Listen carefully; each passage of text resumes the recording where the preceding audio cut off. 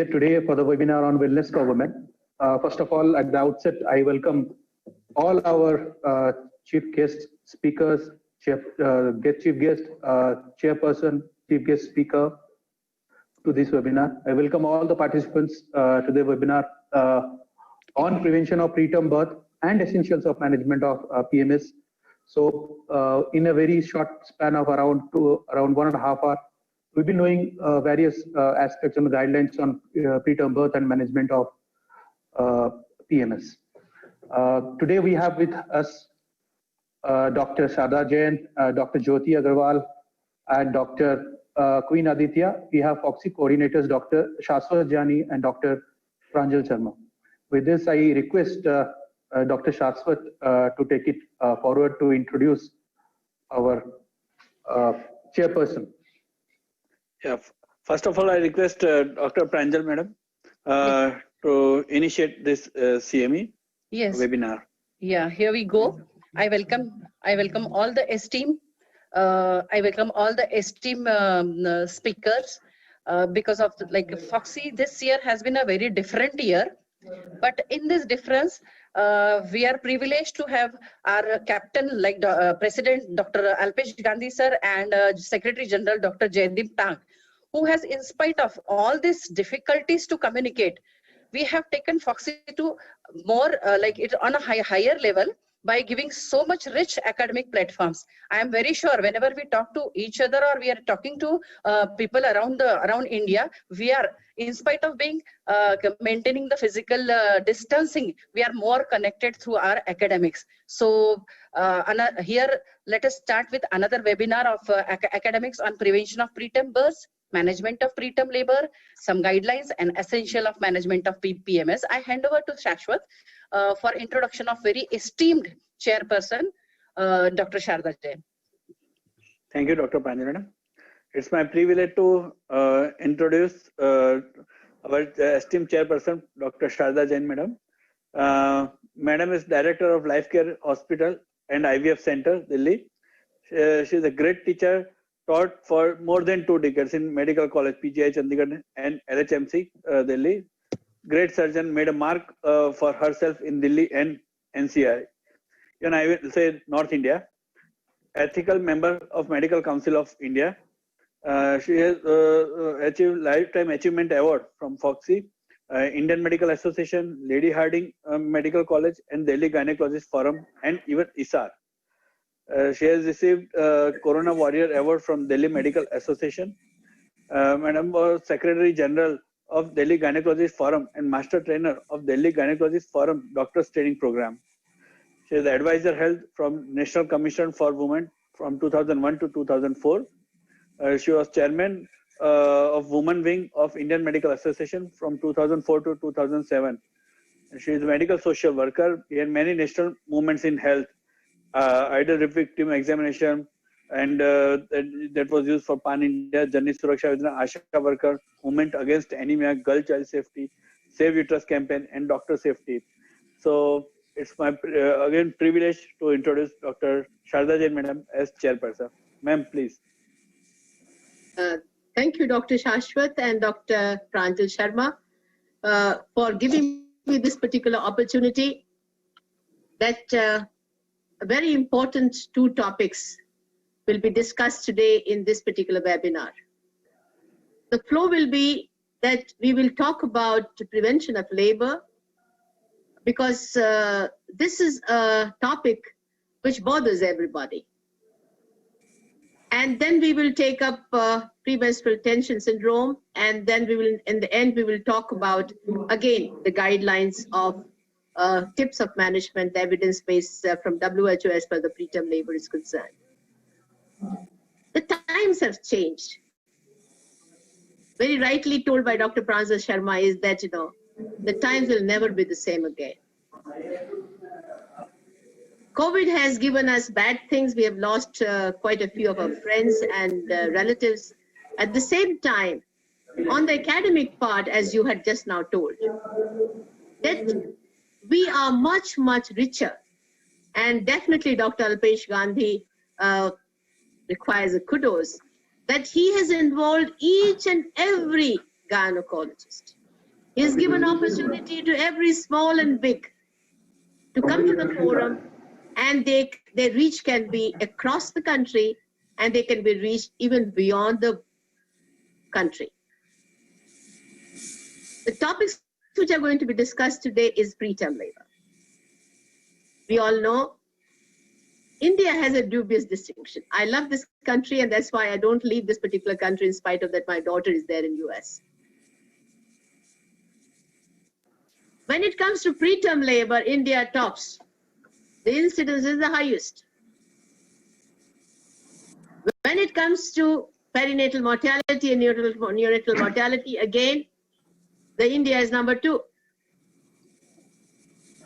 When we talk of the incidence, US is 12%, ours is little more. And the more we work hard,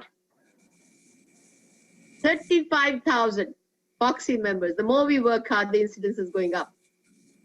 I'm not going to dilate why the incidence is going up. But our things have not made any difference as far as the incidence of preterm labor is concerned. It takes up a lot of financial loss. I remember early 70s when I did my post-graduation.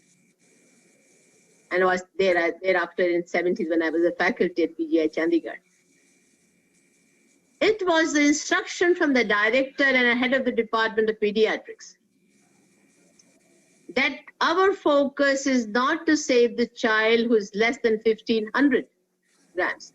I'm talking about 50 years back. So a lot of water has gone since that time.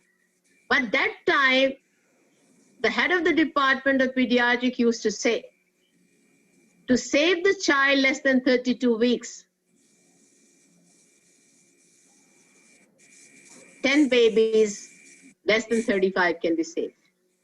And if you want to save the child less than around 1 kg, you have to, the expenditure done on 100 sick babies is spent.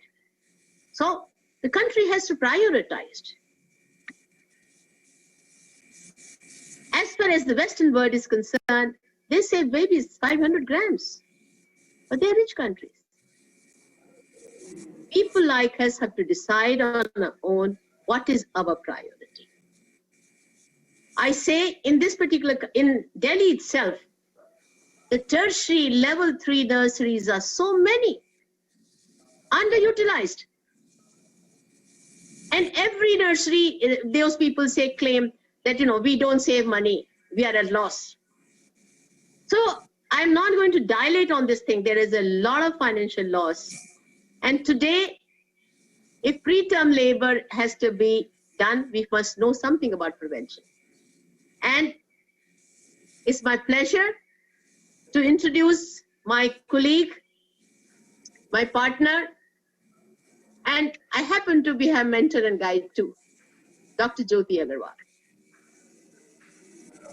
It's a pleasure for me that she herself has got a Great Teachers Award. Throughout she has remained, can we have her slide please? Dr. Jyoti's slide. Yeah, stop sharing, ma'am. Yeah. Can I start Dr. sharing? Jyoti, you can share the slide. Yeah. Yes, just a minute, I'm sharing. Dr. Jyoti has remained one of those rare people. She has been topper of all 4 medical college in Delhi University. She bagged the National President Prize and all the medals which an institute can offer. She's a very serious academic person, and today she's going to dwell in detail. She's at the moment that she's a president of the Delhi Gynecologist Forum East. She's a consultant and director of Life Care Center and Life Care IVF, and she's a certified trainer in infertility in IVF and ultrasound, as per Delhi Gynecologist Forum is concerned. Besides getting the other levels during her academic times, she's a Teacher Excellence Award she got from the DGF in 2017 and APG Appreciation Award in 2015. She's participated in various national CMEs and workshops And today she is going to talk on a very lovely subject, prevention of preterm labor. Over to you, Dr. Jyoti. Thank you, ma'am. Thank you for your kind words. Am I audible and are my slides visible? Yes. Yes. A very warm good afternoon to all giving me this platform to speak on prevention of preterm labor. Respected chairpersons and my dear friends, the topic given to me is prevention of preterm labor and management of preterm labor. Since this being a big topic, I will divide it into two parts. First, I will speak on prevention of preterm labor. Then I will request Dr. Queen Aditya to speak on premenstrual tension. And then I will again give you tips on how to manage preterm labor. I'm just putting an update today. We all know every 15 minutes, 50 babies are born preterm worldwide. On 25th December 1642, a widow gave birth prematurely to a male child, and his mother described that child as so small that he could have been put into a quart mug. And you will be surprised to know that the infant survived and grew up to be known as Sir Isaac Newton. For both mother and child, preterm birth is a disaster. It is one of the grimmiest and the heartbreaking statistics in medicines, and definitely it puts a huge financial burden. As far as WHO statistics goes, every year 15 million babies are born preterm worldwide, and today this number is rising. And out of this, almost 1.1 million babies are lost because of any intensive care facilities. Among the 10 countries with the greatest number of preterm births, number 2 in preterm specific neonatal deaths. So how do we quantify the emotional toll? It is a devastating scenario to say the least. WHO defines preterm labor as onset of labor pains prior to the completion of 37 weeks of gestation in a pregnancy beyond 20 weeks of gestation. We all know about it. We also know that period of viability varies in different countries from 20 to 28 weeks, depending upon whether it is a developed or a developing country. Today, in spite of all major advances in obstetrics and neonatal care, there has been no decrease in the incidence of preterm labor over almost half a century. On the contrary, it is increasing as more and more women of high risk are daring to become pregnant. Overall incidence of preterm labor is almost in the tune of 15 to 20%, much higher than the developed countries. And from this, almost 50 to 60% of preterm births occur following spontaneous labor. Another 30% is because of premature preterm rupture of membranes. And the rest are iatrogenic termination for some maternal or fetal benefits, that is obstetric indications. A working classification categorizes preterms into 3 categories: very preterm, who are less than 32 weeks, and late preterm, who are less than 37 weeks, 34 to 37 weeks. Today, a neonate weighing 1,000 to 1,500 grams has 10 times greater chance of survival than what it had in 1960s, as very rightly said by Dr. Sharda Jain ma'am. But this may be true for developed countries. We have come a long way, but we still need to go a long way, and it is not true for our country. So the focus is shifting to very early preterms, that is less than 32 weeks, which account for 1 to 2% of all the births and contribute 60% of perinatal mortality and nearly all neurological morbidity. The prognosis of a preterm neonate is function of the gestational age at birth. It is the age of the baby which is much more important than the weight of the baby. And hence it is a major perinatal challenge of 21st century. How do we meet the challenge? The two most important things to meet the challenge is prediction of preterm labor and prevention of preterm labor. Number of scoring systems have been proposed, but their clinical utility is poor and nobody is using them. Two most promising markers for prediction of preterm labor currently available are fetal fibronectin levels, which is more or less theoretical, though it is a very good test, but most of us are not doing it, and it is more theoretical. The more promising one is ultrasound assessment of cervical length. Fetal fibronectin test, if done, if it is negative, It only reassures that delivery will not occur within the next 7 days. As far as the ultrasound findings are of cervical incompetence, there are clear-cut guidelines, and it suggests that if there is a shortening of the endocervical canal that is less than 25 millimeter at 24 weeks of gestation, or if there is a funneling of the internal os of more than 1.5 centimeter, or if one can even see prolapse of membrane into the cervix, this patient belongs to a category of cervical incompetence. And here I would like to share some practical tips in measuring the cervical length. It should always be done using a transvaginal probe. The maternal bladder should be essentially empty, because full bladder can artificially increase the cervical length, and a longitudinal view of the cervix should be obtained. The cervical canal in most of the cases is a fairly thin line with a closed internal os.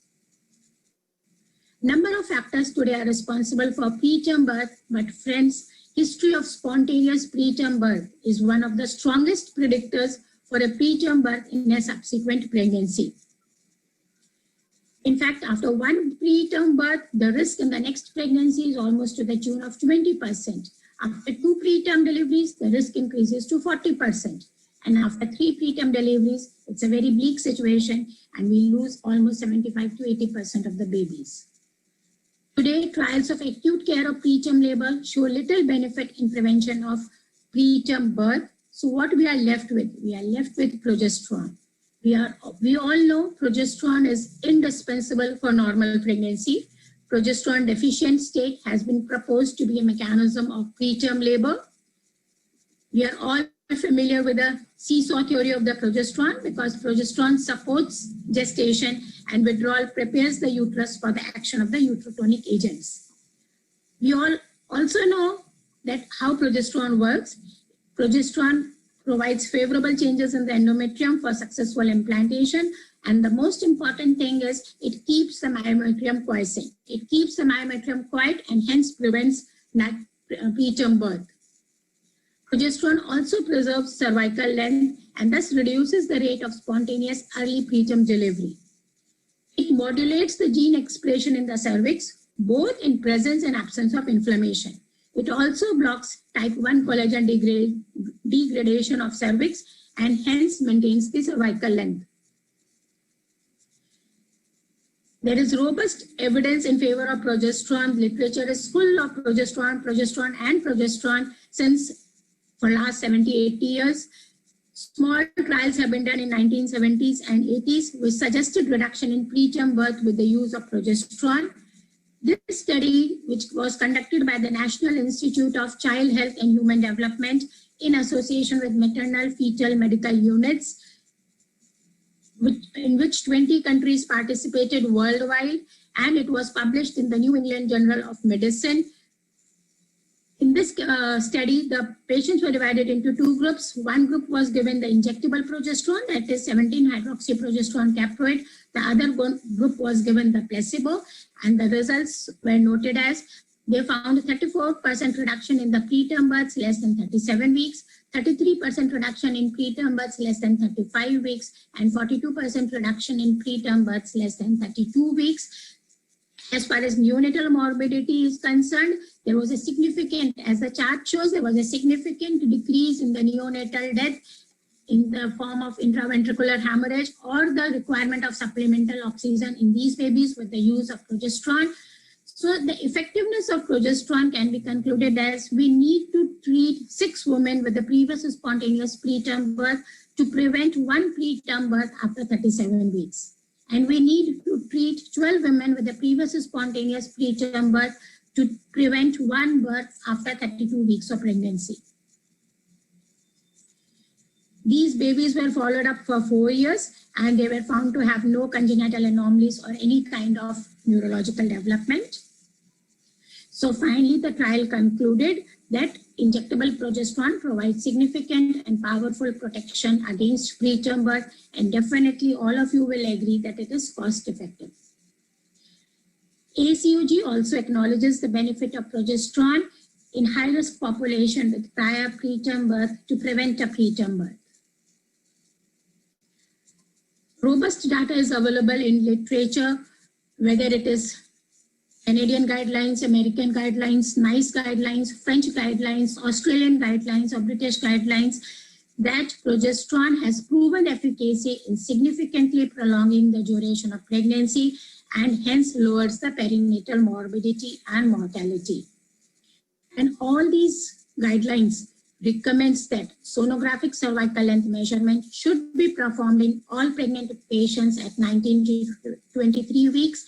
At the same time, when we do an anomaly scan, it will just take 2 minutes extra. And women with sonographic short cervical length should be offered daily vaginal macronized progesterone for the prevention of preterm birth and to prevent neonatal mortality. So universal cervical length screening and vaginal progesterone treatment is a very cost-effective model for the prevention of preterm birth. There are studies in literature where progesterone has been compared against cervical cerclage. This systematic review and meta-analysis was published in 2013, and they concluded the study by saying that both progesterone and cervical cerclage are equally effective to prevent preterm birth. The selection of the treatment depends upon the adverse events, the cost, and patient and the doctor preferences. I would here like to share an Indian experience comparing progesterone and cervical cerclage. This is a prospective randomized study. Total of 50 cases were studied, and out of 50 cases, 25 cases each were divided into two groups. The one group received natural macronized progesterone, the other group underwent cerclage procedure, and the trial concluded that natural macronized progesterone is as effective as cervical cerclage to prevent preterm birth. After studying so much in the literature, they compared everything. This study is the final and the most latest one, which included 40 trials. It is a meta-analysis including 40 trials, and almost 11,300 women were included in the study. And they compared vaginal progesterone, oral progesterone, injectable progesterone, cerclage, and pessary for preventing preterm birth. And they concluded that vaginal progesterone was the only intervention with consistent effectiveness for preventing preterm birth. Now, coming to progesterone in twin gestation, progesterone works in twin gestation, and that to a vaginal progesterone. This meta-analysis clearly shows in this graph. Before I finish my lecture, I would like to emphasize that progesterone is not a tocolytic, and hence progesterone treatment of women with active uterine contractions should be discouraged. To conclude, ultrasound measured cervical length is the best predictor of preterm birth risk. Robust evidence from latest guidelines across globe support that progesterone is the magic bullet for prevention of preterm birth and associated morbidity and mortality. Good things do come in small packages, but definitely not this one. So doing nothing is no longer an alternative. Thank you all very much.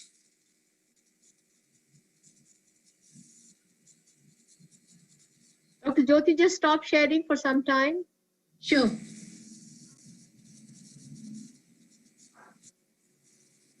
Yes. I think you need to be congratulated. It had been absolutely excellent review. Everything latest has been discussed about it. I'm glad that you highlighted a couple of things. That when we talk of prediction, the only prediction is history of preterm births, and very beautifully highlighted that in a mathematical way one can have, if you have added 3, you have hardly any chance. Preterm births. So this particular history is very, very important. Sound nahi aa raha. You can't hear you? Yes, ma'am, we can hear you. Yes. You should plug it, whosoever can't hear it, they should plug it, the earphone, and then they will be able to hear everything.